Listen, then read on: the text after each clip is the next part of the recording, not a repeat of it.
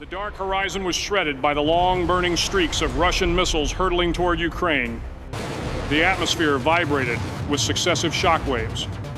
High above U.S., fighters paved the way for a counterattack with cascades of crimson flares, while the sea surface roiled in layers as American anti-submarine bombs dropped, sending up a series of towering water columns.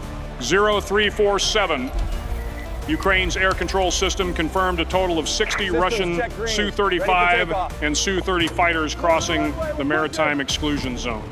Ukraine announced the highest alert level, authorizing the activation of all F-16 and MiG-29 fighters for immediate sortie. The atmosphere at the command center was thick with tension. As the sun began to peak over the horizon, both Russia and Ukraine understood that the amphibious operation was shifting to its most decisive phase. The initial skirmishes were merely the crust of a long, volatile day ahead. From the south, the Ukrainian Air Force sent an F-16 flight to intercept. The Ukrainian fighters accelerated, climbing to thousands of meters before suddenly changing direction, firing air-to-air missiles at the Su-34 flight. One Russian Su-34 was locked before the pilot could escape the danger zone.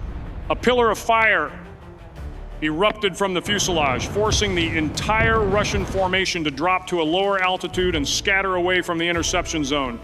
0805. The eastern horizon off Ukraine showed multiple anomalies on the electromagnetic spectrum.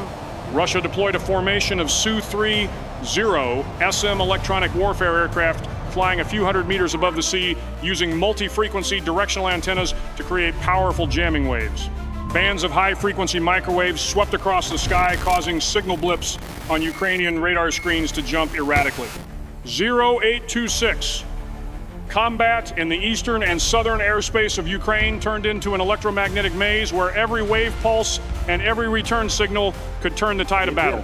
Russia's expansion of the front in multiple directions created distinct pressure, but Ukraine's defensive layers stood firm. In the observation sector, Ukraine positioned a long-range sniper team equipped with heavy-caliber rifles. From hundreds of meters away, the Ukrainian shooter adjusted the scope to track the movement of individual Russian soldiers sliding down the ropes.